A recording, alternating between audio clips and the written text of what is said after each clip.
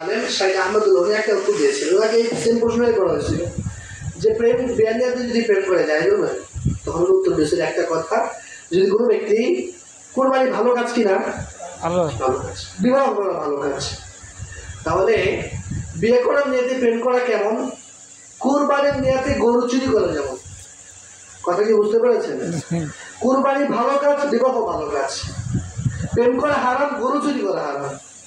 কুরবানির নিয়তে যেমন গরু চুরি করা হালাল হয় না, ঠিক তেমনি ভাবে বিবাহ করার নিয়তে প্রেম করা কি হালাল হবে না?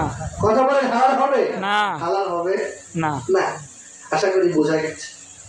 এই জন্য প্রত্যেক যুবক ভাই যুবতী বোনদেরকে দৃষ্টি আকর্ষণ করবো, যা হয়েছে হয়েছে, সামনে থেকে চেষ্টা করবেন ইনশাআল্লাহ। এই জন্য অবৈধ রিলেশনের মধ্যে আমরা থাকবো না ইনশাআল্লাহ।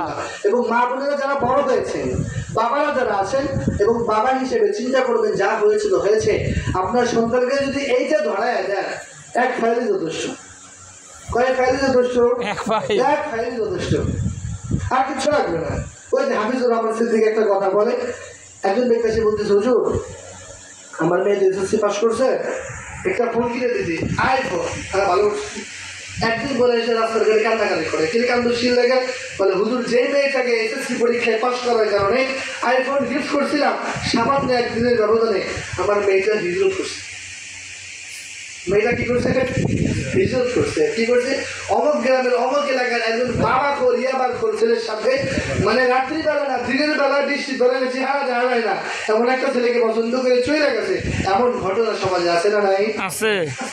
এমন আল্লাহ নবী সমাজে অহরহ এখন। এই জন্য আল্লাহ নবীদেরকে দৃষ্টি আকর্ষণ করে বলছি, এখান থেকে ফিরে আসেন, জীবনটা সুন্দর হবে ইনশাআল্লাহ। এই জন্য বাবারা দেখবেন মেয়েরা যেন, সন্তানেরা যেন অবৈধ কোনো রিলেশনের মধ্যে না থাকে। আপনি যদি বুঝতে পারেন আপনার সন্তান খারাপ কাজের মধ্যে আছে, কিন্তু আপনার খুঁজে যদি জোর না থাকে, নিষেধ যদি করতে না পারেন, সন্তানকে কন্ট্রোল করতে না পারেন, সন্তান নেওয়ার অধিকার আপনাকে কে দিচ্ছে? সন্তানকে লালন পালন করতে পারবেন না। সন্তানকে জন্ম দিয়েছেন কেন? এটাকে তো বাবা বলে না, মানুষ বলে না।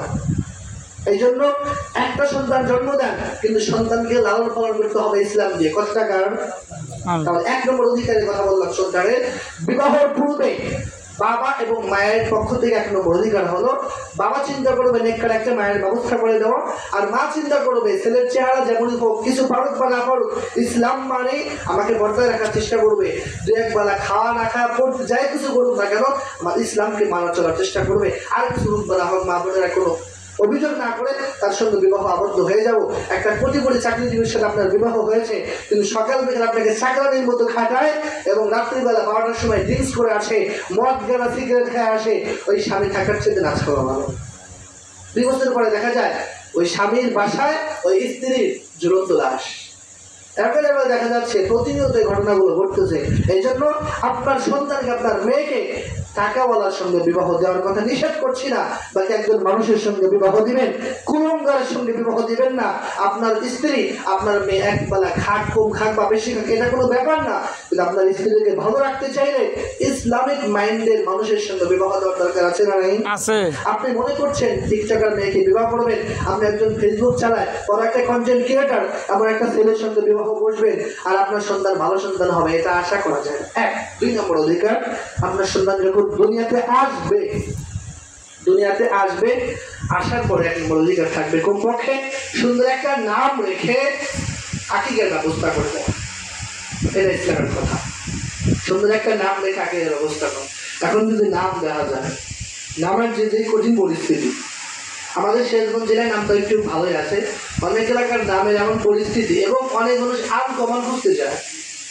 আব্দুর রহমান ভালো লাগে না, এটা হলো ব্যাকডেট, ওল্ড মডেল, এইটা চলবে না।